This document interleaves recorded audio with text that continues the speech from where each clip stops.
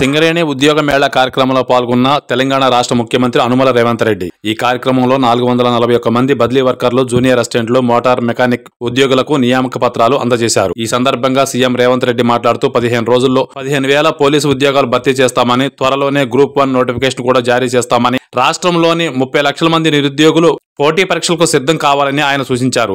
తమ ప్రభుత్వం ఉద్యోగుల నియామకాల కోసం అన్ని రకాల ప్రయత్నాలు చేస్తుందని ముఖ్యమంత్రి తెలిపారు. గత ప్రభుత్వ పాలనలో నిర్లక్ష్యానికి గురై వ్యవస్థపై విశ్వాసం కోల్పోయిన 32 లక్షల మంది నిరుద్యోగుల్లో విశ్వాసం నింపేందుకు తమ ప్రభుత్వం కార్యక్రమాలు చేపడుతుందని అన్నారు.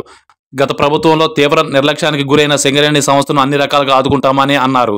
సింగరేణిలో 441 మందికి హైదరాబాద్లోని అంబేద్కర్ విగ్రహం వద్ద బుధవారం ముఖ్యమంత్రి రేవంత్ రెడ్డి ఉద్యోగ నియామక పత్రాలను అందజేశారు. ఈ కార్యక్రమానికి డిప్యూటీ సీఎం బట్టి విక్రమార్క, మంత్రి పొన్నం ప్రభాకర్తో పాటు పలువురు ఎమ్మెల్యేలు హాజరయ్యారు. ఈ సందర్భంగా ముఖ్యమంత్రి 412 మందికి కారుణ్య నియామక పత్రాలను, 29 మందికి ఉద్యోగ నియామక పత్రాలను అందజేశారు.